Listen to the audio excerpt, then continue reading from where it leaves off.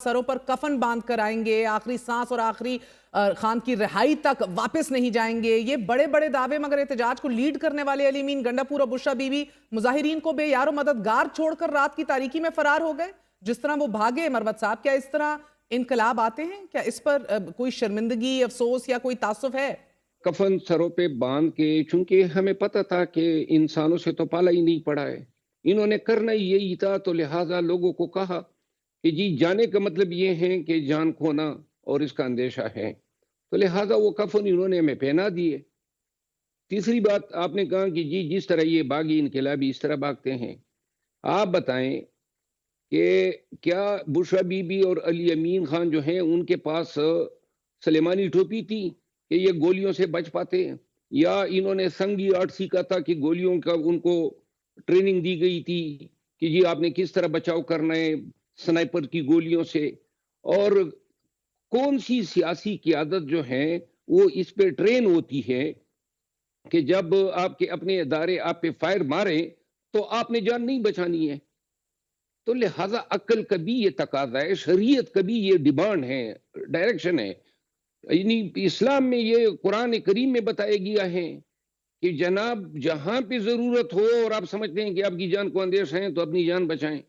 تو لہٰذا آپ یہ اب ایکسپیکٹ کر رہے ہیں کہ ہم گولیوں کے سامنے آ کے سینہ سپر ہو جاتے اور ہم کہتے کہ جی مارو، تو ہماری بھی لاشیں پڑی ہوتی، جس طرح ہمارے بیسیوں ورکروں کی لاشیں جو ہیں آج ابھی لاشیں بھی ہمیں نہیں دے رہے ہیں، زخمیوں تک رسائی نہیں اس دے پہ رہے ہیں. آئیں گے. مروت صاحب بجا فرما رہے ہیں کہ اسلام کا کیا تقاضا ہے، شریعت کا کیا تقاضا ہے، مگر وہ ذہن سازی جو کی گئی آنے سے پہلے کفن باندھنے کی اور لاشیں گھر واپس آنے کی، تو وہ ذہن سازی کرنی نہیں چاہیے تھی نا سر؟ کیونکہ غریبوں کے بچوں کو یہاں لا کر اگر چھوڑ دیا گیا، نہ کھانا نہ پینا، عام آدمی کے بچوں کا استعمال ہونا، کہ جو لوگ بھی یہاں آئے وہ ایک نظریہ، ایک سوچ لے کر، ایک محبت اور شاید عشق لے کے اپنے دلوں میں آئے، لیکن ان کی ذہن سازی کی گئی تھی.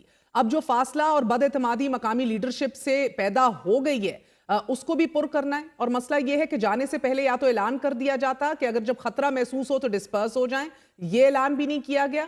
جو آپٹکس دیکھنے کو ملے سر، وہ تو بالکل سوئسائیڈل ہیں پولیٹیکلی آپ کی لیڈرشپ، مقامی لیڈرشپ کے لیے. ہم تو آئے تھے ایک سیاسی احتجاج کرنے، ہم خودکشی کرنے تو نہیں آئے تھے. اور ہم تو سمجھ رہے تھے کہ جی پاکستان میں ایک قانون آئین ہے اور یہاں عدالتیں ہیں، تو لہذا ہمارا احتجاج کا حق ہے، زیادہ سے زیادہ یہ ہمیں آنسو گیس ماریں گے، اور جو ساری راستے ہمارے قافلوں کو مارتے آئے. لیکن جب ان تمام رکاوٹوں کو توڑ کے ہمارے ورکر جو ہیں اسلام آباد میں مرکز پہ پہنچ گئے، تو اس کے بعد ان کے پاس رات کے اندھیرے میں 9 بجے کا انتظار کیا، تمام لائٹیں بجھائی، اور پھر انہوں نے سنائپر سے تاک تاک کے ہمارے نشانے لیے.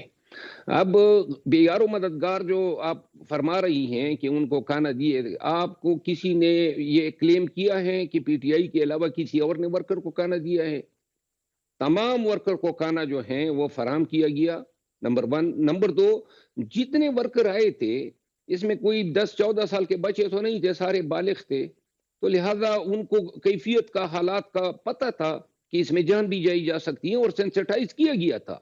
ان کے والدین کو بھی، پورے پاکستان کو پتا تھا سر یہ کہ ان پولیٹیکل حالات ریٹرک میں ہوتا ہے. مجھے بس یہ سمجھا دیجئے، کفن باندھنا، واپس نہ آنا، کلمہ پڑھ لینا، بشرا بی بی کا کہنا کہ میں آخری عورت ادھر کھڑی ہوں گی، ایتھنک لائنز کے اوپر لوگوں کے سینٹیمنٹس کو اجاگر کرنا کہ پٹھانوں کا تو سنا ہے کہ وہ کبھی چھوڑ کے نہیں جاتے. دس از آل پولیٹیکل ریٹرک. کیونکہ جب دھاوا بولا گیا تو وہ تو 2 سیکنڈ میں نکلے، اور اب تو فوٹیجز منظر عام پر آ رہی ہیں کہ G8 کے مقام پر 11:57 کے اوپر کس طرح بشرا بی بی جو ہے وہ گاڑی تبدیل کر رہی ہیں. یہ چیزیں آ رہی ہیں. there is a lot of resentment. یا تو آپ اس resentment کو کہیں یہ ill founded ہے. یہ جو پولیٹیکل ریٹورکس ہیں، یہ ہر سیاسی رہنما جو ہیں ریٹوریکل سٹیٹمنٹ دیتا ہے، موٹیویشن کے لیے بھی دیتا ہے، ہمت دلانے کے لیے بھی دیتا ہے. اور پاکستان کی تو تاریخ ہی یہی رہی ہے. آپ وہ طاہر القادری صاحب کا وہ قبر جو انہوں نے کھودی تھی ڈی چوک پہ، آپ بھول گئی ہیں. تو آپ مان رہے ہیں کہ پولیٹیکل ریٹرک تھا، مگر سر اس کی آڑ میں بقول آپ کے بہت سی لاشیں گری ہیں نا، گو کہ متضاد بیانات آ رہے ہیں. آپ کہتے ہیں 12، کوئی کہہ رہا ہے 14، آپ کا سیکرٹری جنرل کہہ رہا ہے 20، آپ کے زلفی بخاری صاحب کہہ رہے ہیں 40.